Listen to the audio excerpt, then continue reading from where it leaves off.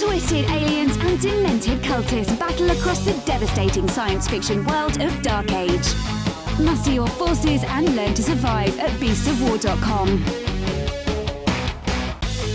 Fame and fortune awaits in Blood and Plunder. Set sail in the golden age of piracy and claim the riches of the Caribbean at beastsofwar.com.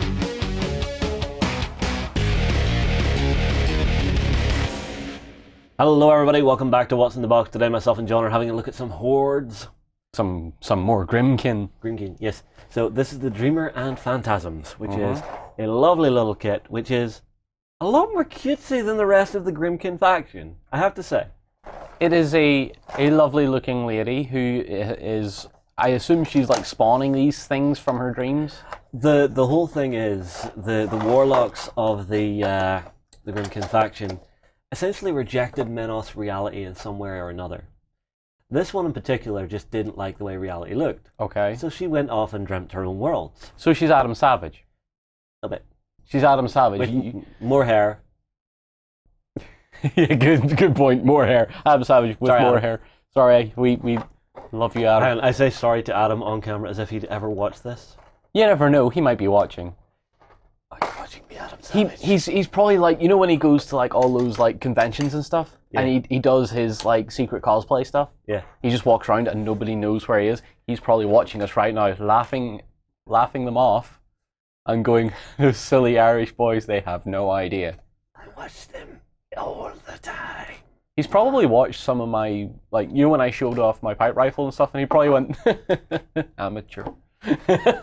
Actually, no, I imagine he's not like that. So essentially, this lady is Adam Savage because she rejects your reality and substitutes her own. Yes. And okay. Now this looks like it's actually separate components, but we've actually had a little breakage here. But it's absolutely fine. Okay. Because it can go back together perfectly. Right. So this does happen. Do not panic if this happens in your box, because this is how they're packed. This is how it goes together. I already know I'm sending just enough to build this. All right, I'll put this together. I'll accept the challenge. It's metal and resin. It's easy to work with. Fine. I want to see the Phantasms because. Okay. Because of this. Okay, hang on. I'll call up their card just so I have the stuff. Yes. Can we look at this one first? Yes, we can look at this one first. Give it here so I can show it to people. Fine. All right, so this is the first of our Phantasms. Now, they are just called Phantasms. They don't have any other name as far as I can see so far. Okay. I could be wrong. Okay. So, this one. So, this is Greg. This is what? This is Greg. Greg? This is Greg. Okay. What does Greg do? This is Greg, the multi-limbed hugger. All right. He likes hugs. So, he's a snuggler? He's a snuggler. Yep. He's made out of pieces of carpet. Right, and what would be Greg's ideal Saturday night? Oh, Greg's ideal Saturday. Are we playing blind date now? We're going to do this. With Greg, okay. You started this, son. Greg's perfect Saturday night. Greg's perfect Saturday night is sitting down to watch Sesame Street while hugging a tree. A tree? Yes. Does the tree have a name? No, but the only reason he's hugging the tree is because everyone else is too terrified of him, so they all run away. So he's a lonely Greg. Well, you see, his hugs might be a little bit crushy. Ah, yeah. So just a smidge crushy. If they're crushy hugs, then trees are the best way to go, or concrete pillars. Yeah. That's his Saturday night. We then have my favourite one of them, which is this little pumpkin. So it's, you know, the way you do a snowman, this is a pumpkin man, and, you know, he's cute, he's happy. So he has a shield. Okay. You know, just in case anybody wants to, you know, carve him up, you know. The plastic surgeon who did his face, he asked for a refund. And he also has, you know, a spear, just because, you know, spear, stabby, stabby. That's one of the cutest spears I've ever seen. Yeah, like especially in War Machine. Yeah, like usually in Hordes and War Machine, you're sort of like, the spears are like epic proportion, really beautiful looking blades, lots of work into the hilts and stuff. You feel like you're looking at a piece of high level gear in World of Warcraft. Yeah, exactly. And this cute is not quite sharpened stick, but but damn close to it. Yeah. And I think you'll like this one. So our next one is a little Cadoran trencher who has had an unfortunate encounter, and I think she possibly called him a dirty rat. Now, the only thing to glue onto him is, see here, this little hole at his butt? Is that a tail? That's a tail. Okay, thank goodness. Now, this actually confused me whenever I was building it, because this is the tail, Yes. It is tiny. I Yes. looked at it and I thought, is this some kind of drinking horn or ammunition horn, black powder horn? No, it's a tail. No, it's a tail. Okay. So, I was wrong. All right, let's have a look at the Phantasms rules. So a Kadoran Winter Guard that's been turned into a little mouse soldier. Yes. Oh, that's so adorable. You see, I'm really surprised they didn't go something along the lines of the Nutcracker for this. Maybe that little toy soldier. Maybe they will in the future. That could be fun. They could expand the range out and do more of that really twisted-esque sort Yeah. of. I mean, they already are, but Well, you see, this is the thing. The rest of the faction is really dark, really gridly. I would like to see, like a theme force for the Dreamer where everything is lighter and more cutesy. Yes, the others can take it, but they work best with her. Yeah. Because they're her dreams come to life. Yeah. Okay, so, small Phantasm. Greg is not small. no. Speed 7, Strength 4, Mat 2, Rat 2, Defense 14, Armor 12, and there's a symbol I don't know here, which is soulless. So I assume whenever you kill these, they don't generate a soul. Right. Small Phantasm. Annoyance. Living enemy models within 1 inch of this model suffer -1 to attack rolls. That's fair enough. Greg the Hugger. Yep. No, I want to hug this gun. It's nice. It's my gun. I want to hug this gun. Created. This model does not begin the game in play. Dodge. This model can advance up to 2 inches immediately after an enemy attack that missed it is resolved unless it was missed while advancing. It cannot be targeted by free strikes during this movement.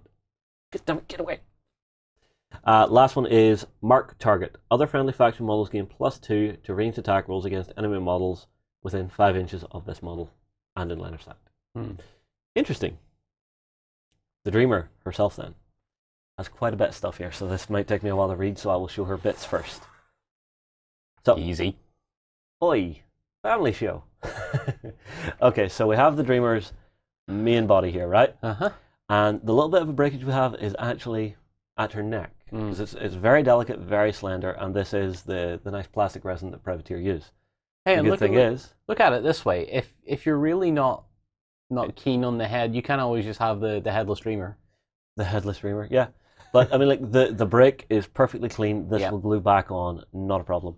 The detail on her face, I love, and the way her hair flows up the way. It's very, very nice. And the flowing cloak and stuff in and around her body is just absolutely beautiful. Now, there are a few bits to glue onto her, some of which I expect to be a little bit finicky, but it shouldn't be too bad. So we have wounds to go on. So very cartoony wounds. Yep. We have 3 thereof. We have her hands. This is something I don't get. Sometimes companies, they make extra bits for a miniature, and I don't know why they do it. One of her legs. Now, I can see why her leg is off, because where it's cast, you have a big void behind it. But the actual hands themselves, I think those could have maybe been cast onto this particular model. I kind of disagree. Really? Yeah, it looks like it was a decision made by the mold makers where it was these parts can't be on there because perhaps they're too close to the robe detail, and if that was trying to be put into a mold, it might make a very fragile mold and not very reliable. True. Not to mention the fact that from the hands you actually have some venting going on here. Yep, so there's So venting perhaps going the on hands to were the taken robe. off to enable them to do that venting. Yeah. It's something that I don't really know much about, so I'm not really going to comment too heavily on it. We're not experts on molding production. Yep. Yet. You planning to go on a course, John? Probably not. Alright, now, one thing to be careful of, there are some small bits, so make sure you keep them all together.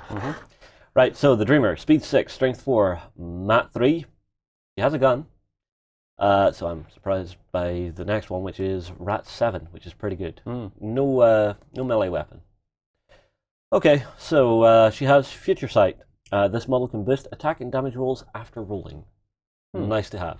Yeah. The next one is Hat Trick. When an enemy model is boxed while in this model's control range, you can replace the box model with a Phantasm model with the same or smaller base size. The replaced model is removed from play.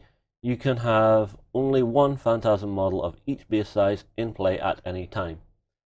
So basically, if you want to get Greg out, you have to have her take out something like a Warjack or a monstrous creature. If you want to have the pumpkin guy out, it has to be a heavy infantry. And if you want the little rat dude, it's just a regular infantry. That's not bad, because the Phantasm stats don't change at all. So there are ways to actually use that to your advantage. Wraithwalker, at the end of your control phase, this model can gain incorporeal for 1 round unless it gained incorporeal during the last round. Basically, every other round she's incorporeal, and you need magic attacks to hit her, I believe. Mm-hmm. Not bad. So her ranged attack is actually called Call to Sleep. Mm-hmm. So it's not a gun, it's most likely her singing a lullaby. Reload 1, this model can spend 1 Fury point to make 1 additional ranged attack with this weapon during its combat action, which is nice. It's a range 10, rate of fire 1, so you can maybe use it twice. And it has no AoE and no power, so this does not damage. However, what it does have is Sleepwalker. This attack causes no damage. Instead, a living warrior model hit by this attack becomes stationary for 1 round. On a critical hit on a non-warcaster, non-warlock enemy living warrior model, before it becomes stationary, you can take control of it. You can immediately make a full advance with the enemy model followed by a basic attack. Then the enemy model reverts to your opponent's control and becomes stationary for 1 round. The enemy model cannot be targeted by free strikes during this movement. That could be nice if you have something with a deadly gun. Yep. You know. And it just says a basic attack. Mm-hmm. So you could move into melee and start fighting with your own people. So if you had, say, an opposing warlock or warcaster that's just sitting on really low health, oh, look, you have a living warrior model beside you, I'm going to take control of that, and he's going to hit you and kill you with your own model. That's a very 1 in 100 chance, but... I don't know, because the Dreamer can boost it to get those criticals to actually get it off, it's not exactly a 1 in 100. Also, she has Gunslinger, so she can use that Call to Sleep in melee. Yeah. So, it's quite useful. Okay, she has 4 spells, which we will quickly run through. So the first one is Abyssal Gate. Cost 3, range 8, no AoE, power 12, and it is offensive. When Abyssal Gate damages an enemy non-warcaster, non-warlock model, after the attack is resolved, you can place the enemy model anywhere completely within 3 of its current location. A model can be placed by Abyssal Gate only once per turn. So you could maybe drag something like a solo or something out of combat with somebody. You know, you'd have to boost to do the hit because of that bonus that they get in combat, but maybe. Artifice of Deviation, I think. Or is it? Yeah, it's Deviation. Cost 2, range control, AoE 5, and it is an upkeep. Place a 5-inch AoE anywhere completely within the spellcaster's control range. While completely in the AoE, friendly faction models gain cover. Enemy models treat the AoE as rough terrain. So basically, if something's charging it, you can pop this in front of you and say, haha, work harder to get to me. Yeah. Then we have Enfeeble. Cost 2, range 8, upkeep, and it is offensive. Target model/unit suffers -2 to attack and damage rolls. That's nice, but it's not on like it's not on War Beasts or Warjacks, so maybe. Manifest Destiny. Cost 3, range self, AoE control, duration for the turn, and it's not an upkeep. While in the spellcaster's control range, models in this battle group gain an additional die on melee attacks and melee damage rolls. Discard the lowest dice of each roll. Manifest Destiny lasts for 1 round. So you can still boost when it's an additional like that, so you can get your War Beast rolling like 4 dice, dropping the lowest, which is not bad. We then have, the last one is Mirage, cost 2, range 6, is, oh, bloody hell. It is an upkeep and non-offensive. Target friendly faction model unit gains Apparition. During your control phase, place models with Apparition anywhere completely within 2 of their current location. So, that's not bad. If you have a unit that's maybe in combat that it really doesn't want to be in, and it's coming to your turn, you could just go, oh, no. Mirage. And they're 2 inches back, and go back in, my children. Okay, so, the big difference for these Warlocks, they don't have feats. They have trumps. And she has 1, 2, 3, 4, 5, 6, 7, 8, 9, about 10 or 11, 12 trumps. So I'm not going to read all of them. I will pick maybe 1 or 2. Pick one. Pick short one? Pick one? One. Okay, just because I like the sound of the name. Okay. All Fall Down. The Warlock can play this card when a friendly faction model is disabled by an enemy attack while in the Warlock's control range. When an enemy model destroys or removes a friendly faction model from play with an attack during its activation, at the end of its activation, the enemy model becomes knocked down. All Fall Down lasts for 1 turn. So, basically, you can actually just make someone go, oh, no, you killed my friend, you fall down. So there's a lot of tricks like that with these. It's something to be really aware of when you're playing against them, is that there is no one big game-swinging event. It's lots of little events that you're going to trigger. The other thing is, if you're playing this, learn your triggers. Right, I think it's time I sent you off to make this. Okay. Because I want a bit of a rest.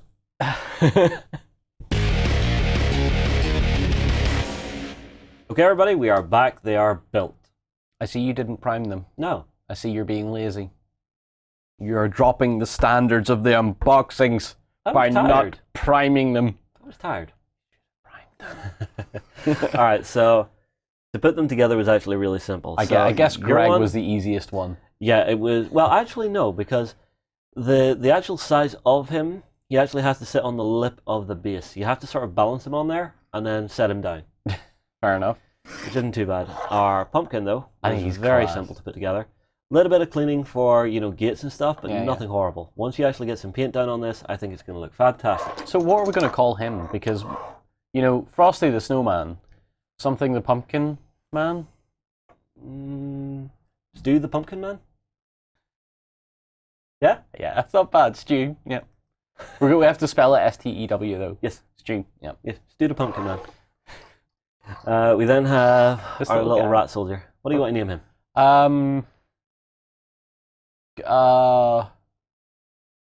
Kozlov the Blind? Kozlov the Blind. Okay. Or Kozlov the Blind? Maybe. He doesn't look blind, though. He has eyes. You paint them white. Oh.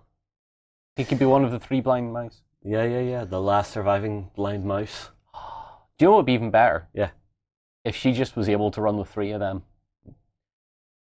But you're only allowed one of each base size, which is unfortunate. Yeah. But here she is herself, and putting her together was really nice. I will say there was one part of this that I found mildly awkward. Can you guess what it is? The moon. Which moon? The one closest to you. This one? Yeah. No, it was the easiest. Oh. This one was also easy. Okay. This one not so much, because the actual tip of the moon goes into her cloak. So, one bit of advice I will give anyone building this is to actually take the very end of the moon, snip off the tip so it actually fits into the hole better. Other than that, the hands actually went on surprisingly easy. Yep. Normally small connection points like that, I have a lot of trouble actually just getting it to stick, but they went on, they stayed, not a problem. Yeah.